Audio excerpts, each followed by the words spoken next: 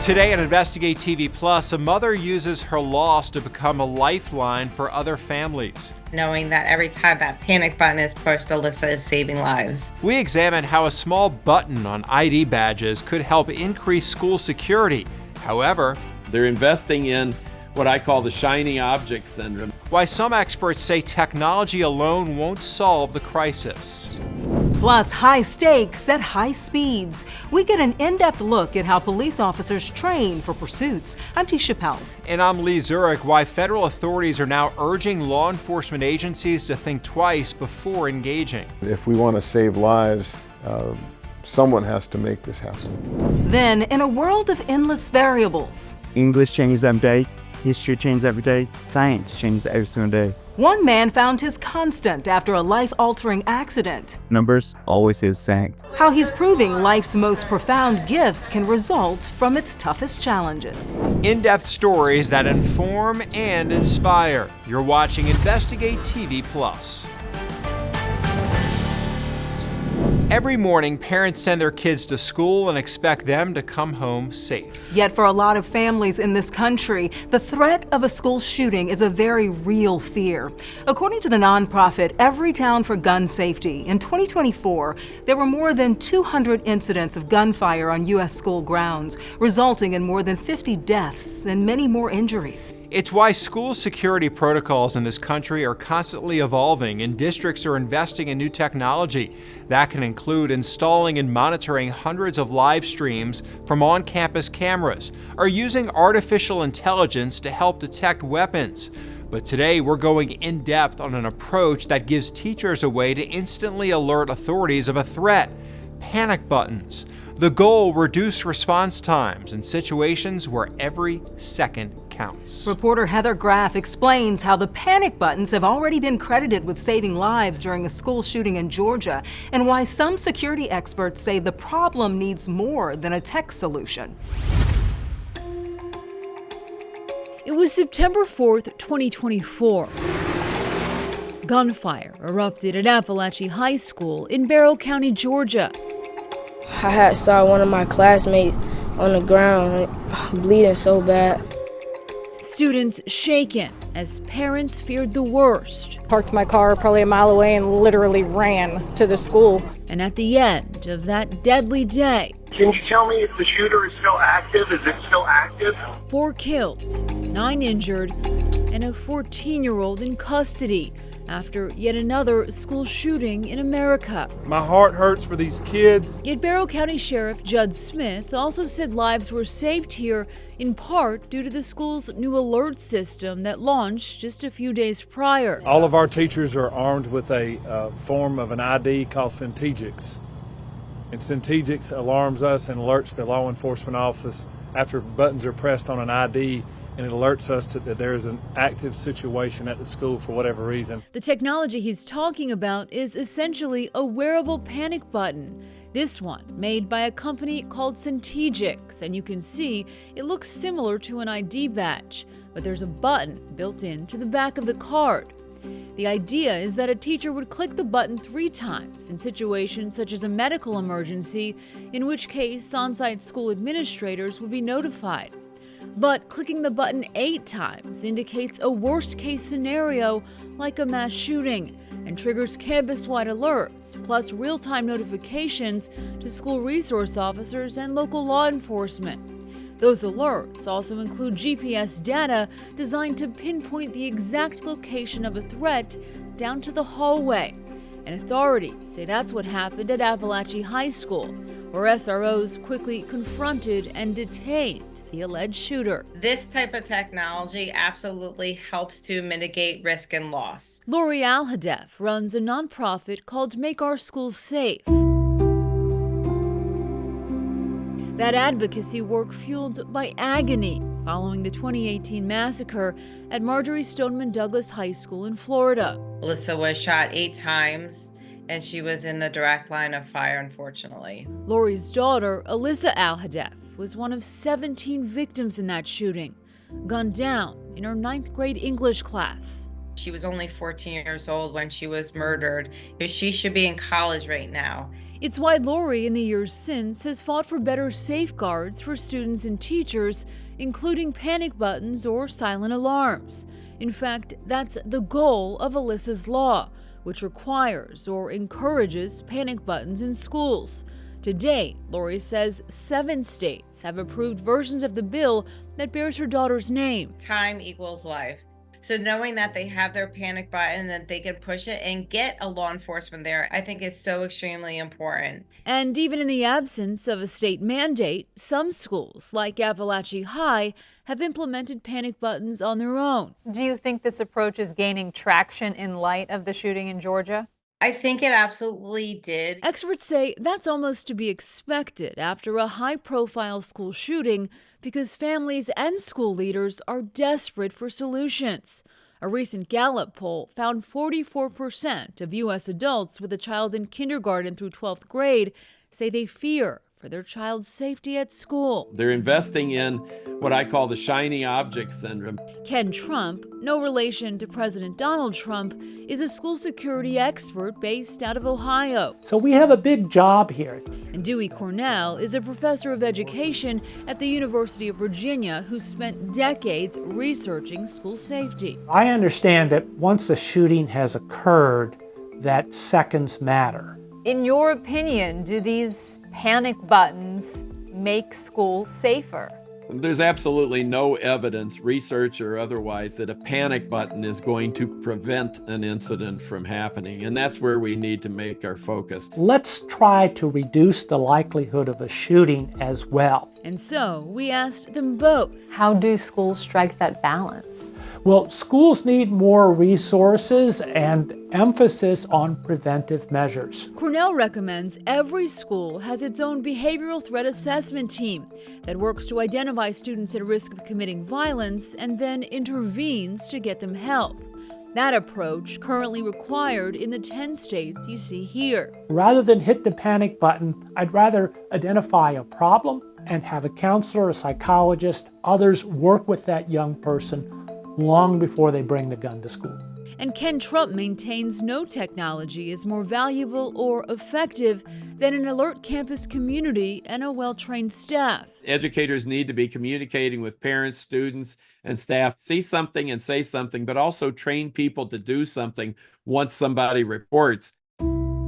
As for Lori Al-Hadef, she believes the answer is perhaps all of the above. We have to remember school safety is a layered approach. And plans to continue pushing for panic buttons.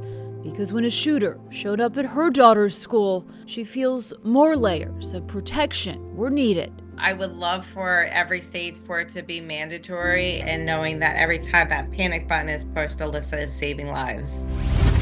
The latest available federal data shows that as of 2022, 43% of public schools reported they had panic buttons or silent alarms with a direct connection to law enforcement. But so far, the evidence of their effectiveness remains largely anecdotal. We also reached out to the company that makes the wearable panic button activated during that 2024 school shooting in Georgia. A spokesperson told us their technology is currently in use in more than 12,000 locations. That includes 20 of the 100 largest school districts in the U.S. at an average cost of about $8,000 per school per year. Still ahead, using high-tech strategies instead of high-speed chases. Just because you're getting away now doesn't mean you're not going to get caught. We examine the solutions to prevent police pursuits that some experts say could also save innocent lives. Then later, the science behind superfoods. Proof's in the pudding. Let's see how your blood pressure does with it. How to tell if these nutrient-rich options are actually improving your health.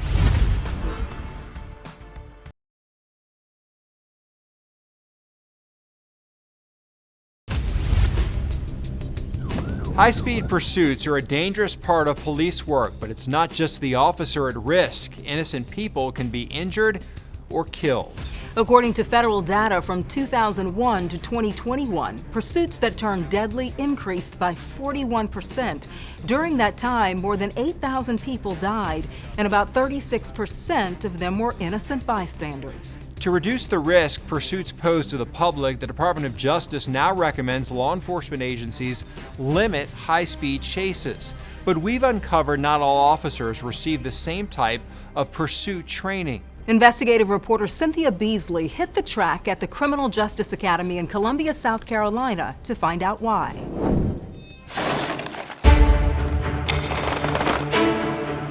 It takes months of training to become a law enforcement officer in South Carolina. For part of the training, officers are on the track.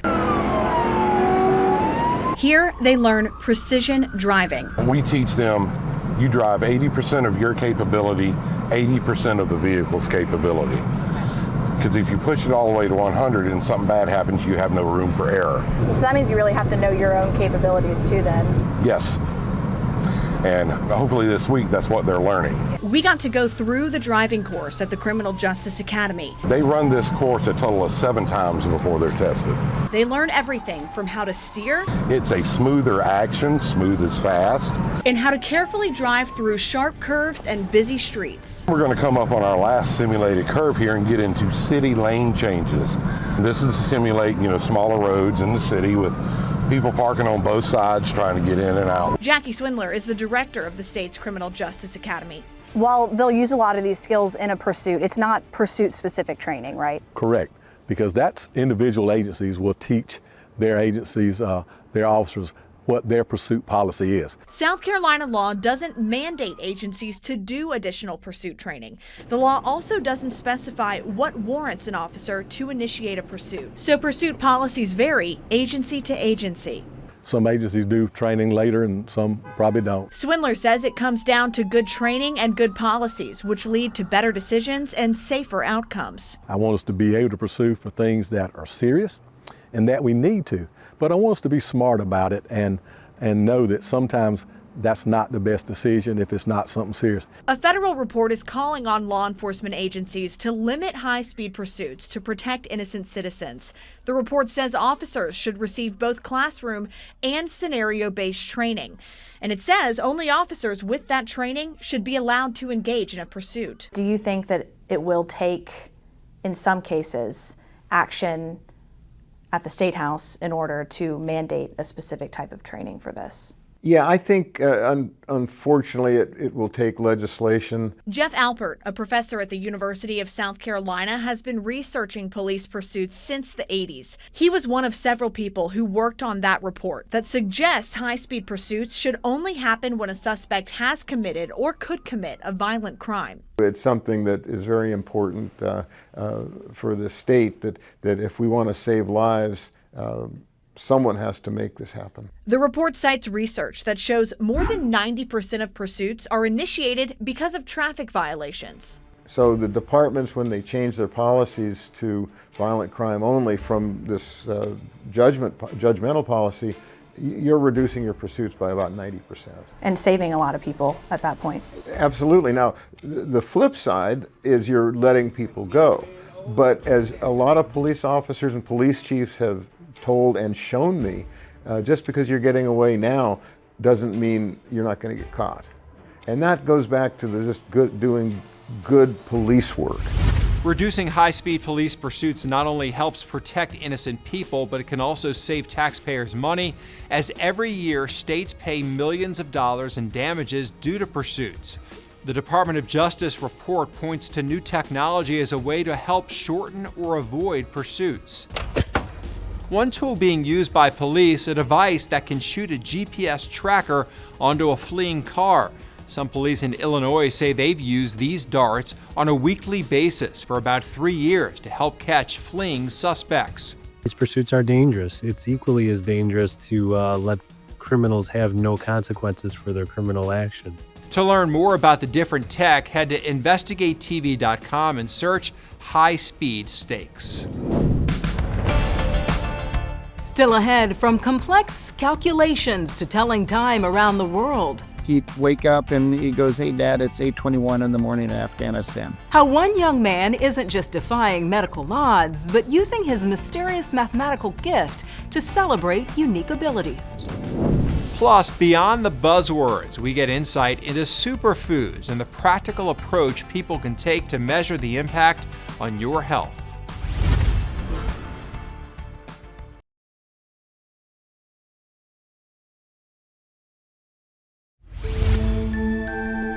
For years, superfoods have been marketed as a great addition to your diet to help improve your health and prevent disease. Harvard University research says the term was first used around World War I to sell bananas, and since then, the superfood market has grown into a billion-dollar industry. But are these nutritious options really making an impact on your health? In this medical myth buster, reporter Viv Williams explains why superfoods may not be as powerful as you think. The Merriam-Webster Dictionary defines superfoods as foods such as salmon, broccoli, and blueberries, rich in compounds such as antioxidants, fiber, and fatty acids considered beneficial to a person's health. So yes, many items touted as superfoods do contain substances associated with good health. But Duke University internist Dr. William Yancey says there's no official scientific designation of what a superfood is, and some products may contain substances that aren't beneficial. Or they might actually have some benefits in a petri dish or in an animal, but we don't really know for sure if they're going to have those benefits in humans. So how can consumers know for sure if an item touted as a superfood is healthy? Proof's in the pudding. Let's see how your blood pressure does with it. Let's see how your weight does with it. Let's see how your blood sugar does with it. If your numbers are moving in the right direction and there's scientific research supporting possible benefits, Yancey says he might attribute the improvement to the superfood you're eating. If they're not seeing the benefit, if the outcomes aren't getting better, and we're uncertain about the science behind it, then maybe we should consider another option. Such as eating a diet rich in fruits and veggies, or considering blood pressure or cholesterol-lowering medications.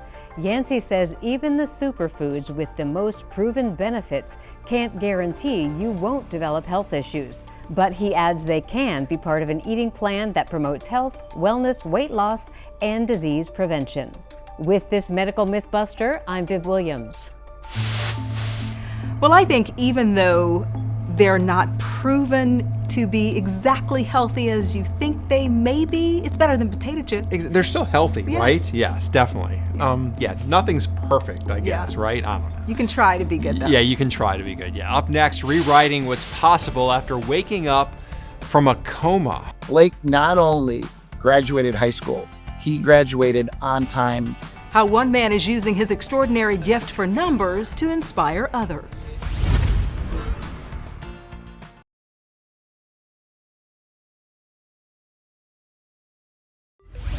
For most of us, a calculator comes in handy when trying to solve more than a simple math problem. But there's a man in Waco, Texas who can make complex calculations in his head almost instantly. He can also tell time anywhere in the world. Reporter Gordon Collier explains how, behind his remarkable math skills, there is an incredible story of resilience. 987,423,412 divided by 5. 197,484,682.4. Complex calculations that would leave the average person scratching their head are no problem for 25-year-old Blake Highland. You are correct. The answers just seem to pop into his head. With zero math, I don't know. I wish I did. That would be cool if I did. He hasn't always had this amazing relationship with numbers. When he was 14, he was just a regular kid. Good student, gifted athlete, especially in gymnastics, until a tragic accident at a meet one day. When he vaulted and he landed on the side of the pit, his head whipped down in exposed concrete. He immediately suffered massive strokes. An emergency craniotomy, a life flight trip to Cook's Children in Fort Worth, and a 7-week coma. Our whole world changed that night. After 16 months of intensive therapy, Blake beat the odds and walked out of the hospital. And he left with more than scars. He left with a gift. I held a clock up on the dresser at the hospital, and all of a sudden he just started really concentrating on the clock and started counting everything. He'd count the ceiling tiles in the room, he'd count how many hours it is from this, and it was just a huge numbers thing. As Blake continued to improve, so did his uncanny, almost superhuman connection with all things numbers and time. 682.4. He'd wake up and he goes, "Hey, Dad, it's 8:21 in the morning in Afghanistan." After a year and a half of hard work, grueling therapy sessions, he did something else doctors never thought he'd do. He went right back to high school. Blake not only graduated high school, he graduated on time like he would have normally on this, within the same time frame. And then after that, he went on to get his college degree at Texas Tech University, magna cum laude. I would recommend the flavor twist and marshmallow. This is Blake now, 10 years after his accident. He works at Biddy and Bo's coffee shop, known for hiring those with disabilities. Not only is he an absolute math whiz, he's quite a character, and he loves his job. The foot down. Have a great day. I just love the people I get interact with every single day. I sing songs there, and I love showing my math, my card tricks, and just so much more. I just like making people happy. Don't pick this one! Hey, stop. That is what's most impressive about Blake. His desire, his drive to make other people happy, to make them smile, to make them wonder. How did he do that? Do you have any idea why numbers make such sense to you? Because numbers never change, sir. So English changes every day, history changes every day, science changes every single day. But numbers always stay the same. And that's it for us on Investigate TV Plus. I'm T. Chappelle. And I'm Lee Zurich. Thanks for watching. On the next Investigate TV Plus, an out-of-this-world discovery reveals why scientists fear a crisis in space. Anytime you put something else in space, you're vulnerable. We take an in-depth look at why more space junk could come falling back to Earth.